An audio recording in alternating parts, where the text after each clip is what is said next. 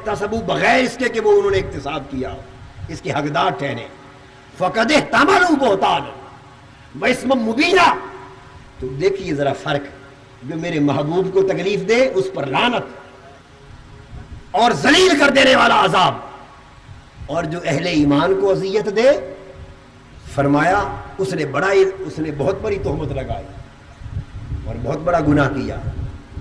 ذرا دیکھیے نا غضب کے دونوں درجوں کا فرق دیکھیے, پھر ہم سمجھیں, کس خیال سے سمجھیں کہ حضور کے ادب کو عام بڑوں کا سا ادب سمجھ لیں اور حضور کی بے ادبی کو عام بڑوں کی سی بے ادبی سمجھ لیں. نہ, اللہ پاک فرق ایک ہی آیت میں فرق فرما رہا ہے. اپنے محبوب کا ذکر اپنے کھاتے میں ڈالا اور ایمان والے مردوں اور عورتوں کا ذکر دوسرے کھاتے میں کیا. اللہ کی تقسیم ہے. فرمایا محبوب تو میرے کھاتے میں ہے, باقی سب ایمان والے دوسرے کھاتے میں. تیرا اور میرا معاملہ ایک, تجھ سے اور مجھ سے برتاؤ ایک. ان الذین, پڑھیے قرآن اور سمجھیے. ہم قرآن کے درس تو بڑے دیتے ہیں, قرآن کے مفکر بھی بڑے بنتے ہیں اور قرآن بھی بڑا کرتے ہیں, مگر کاش قرآن سمجھ بھی آ جائے. اگر قرآن کی سمجھ آ جائے تو صاحب قرآن کے مقام و مرتبہ کی بھی معرفت نصیب ہو. فرمایا ان الذین یؤذون اللہ ورسولہ, جو اللہ اور اللہ کے رسول کو پریشان کریں, تنگ کریں, اذیت دیں, رنجیدہ کریں, تو محبوب کو کس کھاتے میں رکھا؟ بولیے. آپ کہتے ہیں رسول کو خدا سے ملا دیتے, الزام ہے نا. بولیے بھائی, رسول کو خدا سے کون ملا دیتے ہیں اور یہاں کون ملا رہا ہے؟ بولیے اللہ ملا رہا. اگر آپ سے ہو سکے تو جدا کر دیں, ہمیں تو کوئی اعتراض نہیں. اگر ہو سکے تو قرآن ہے اور اللہ ملا رہا ہے, جدا کر دیں. ان الذین یؤذون اللہ ورسولہ. ائمہ تفسیر کہتے ہیں کہ اس قسم کی جتنی آیتیں آتی ہیں یہ واو عاطفہ مشرکہ ہوتی ہیں. جیسے اطیعوا اللہ والرسول, واو عاطفہ مشرکہ ہوتی ہے, جو صرف اللہ اور اللہ کے رسول کے درمیان جائز ہے, باقی ہر ایک کے لیے ناجائز ہے. اللہ رسول کو واو عاطفہ مشرکہ سے جمع کیا جا سکتا ہے, ملایا جا سکتا ہے, بس خدا رسول کی دو ذاتوں کو چھوڑ کر کسی اور کو اللہ سے نہیں. یہ تو علم اور تحقیق کی بات ہے. آپ الزام لگاتے ہیں رسول کو خدا سے ملا دیتے. اللہ فرما رہا ہے ان الذین یؤذون اللہ ورسولہ, جو رسول اور اللہ کو اذیت دیتے ہیں. تو فرمایا محبوب تو میرے کھاتے میں, اور میرے پیارے رب باقی ساری دنیا کس کھاتے میں؟ فرمایا محبوب ہم دو کھاتے بناتے ہیں, ہم دو کھاتے بناتے ہیں, ایک میں تو اور میں, تو ایک میں ساری دنیا, سب اہل ایمان. ایک کھاتے میں سارے مومن, مرد اور عورت سب مومن, ایک کھاتے میں فقط تو اور, ایک کھاتے میں صرف ہم دونوں. تو مجھے دیکھ میں تجھے دیکھتا رہا.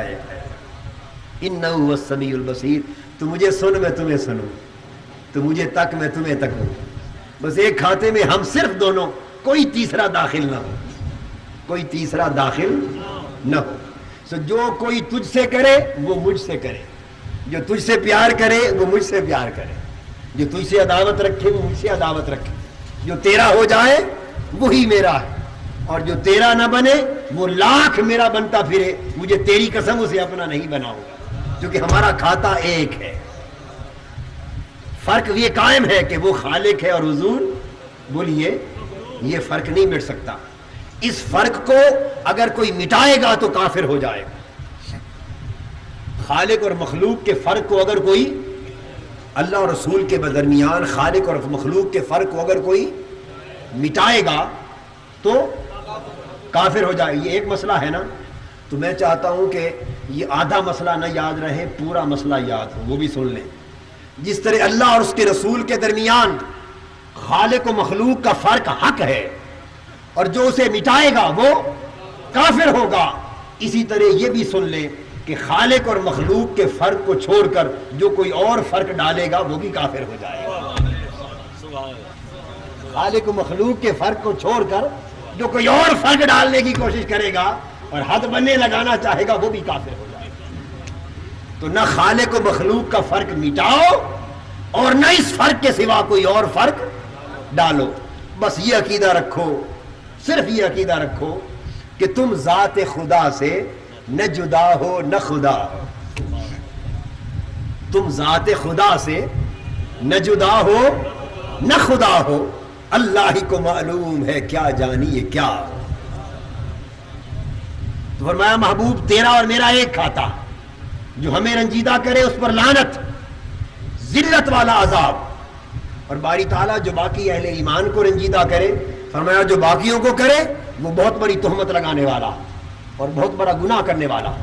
تو اوروں کے ساتھ وہی عمل ہو تو وہ تہمت اور گناہ ہے، ارے مصطفیٰ کے ساتھ عمل ہو تو خدا کی لعنت ہے اور ذلت والا عذاب ہے.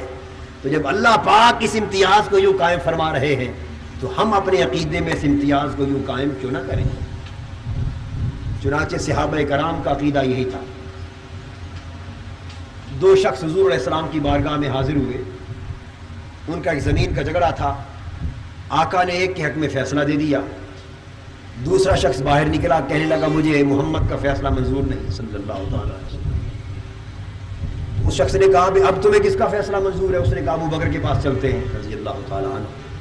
ان کے پاس گئے، اس نے بتا دیا بھائی پہلے ہم حضور کے پاس گئے تھے اور آقا فیصلہ میرے حق میں فرما چکے، لیکن یہ کہتا ہے ابو بکر کے پاس آتے ہیں. ابو اسحاق روایت کرتے ہیں، امام احمد بن حنبل نے بھی اس کو روایت کیا، عروہ بن زبیر سے بھی مروی ہے. سیدنا صدیق اکبر نے فرمایا بھئی میرا فیصلہ وہی ہے جو میرے آقا نے دیا، اور کوئی فیصلہ نہیں. ہم تو بکے ہوئے لوگ ہیں، جو حضور نے کہا ہم اسی پر ایمان رکھتے ہیں. وہ باہر نکلا، اس نے کہا بھئی اطمینان نہیں، عمر کے پاس چلتے ہیں. عمر کے پاس رضی اللہ تعالی عنہ کی خدمت اقدس میں حاضر ہوئے، بات بتا دی. آپ نے تصدیق چاہی بھئی یہ درست ہے کیا حضور نے فیصلہ تیرے حق اس کے حق میں کر دیا تھا، تو نے منظور نہیں کیا؟ اس نے کہا درست ہے، اس لیے تو آپ کے پاس آئے کہ آپ بڑے عادل ہیں، بڑے عادل ہیں، آپ صحیح فیصلہ کریں گے. آپ نے فرمایا ہاں میں بڑا عادل ہوں، بالکل صحیح فیصلہ کرتا ہوں. یہاں ٹھہرو. اندر گئے، تلوار نکالی اور جس کو آقا کا فیصلہ منظور نہ تھا اس کا سر قلم کر دیا اور فرمایا جسے میرے مصطفیٰ کا فیصلہ منظور نہیں اس کا فیصلہ میری تلوار کرتی. قتل کر دیا، واصل جہنم کر دیا. دوسرا شخص بھاگا، اس نے سمجھا میں بھاگوں کہیں میرا بھی رگڑا نہ نکال دے.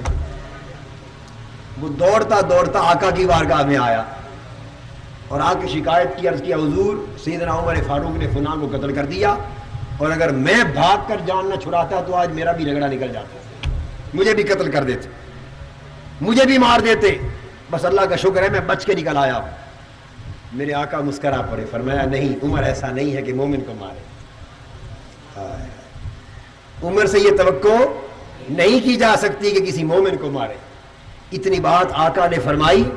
جبرائیل امین کو باری تعالیٰ نے فرمایا جبرائیل جا اب اس پر ایک آیت اتار دے اور اعلان کر دے فلا وربک لا یؤمنون حتی یحکموک فیما شجر بینہم. محبوب یہ نہیں ہو سکتا کہ تیرے حکم کو بھی نہ مانے اور پھر بھی مومن کہلائیں. تمہارے رب کی قسم جو تمہیں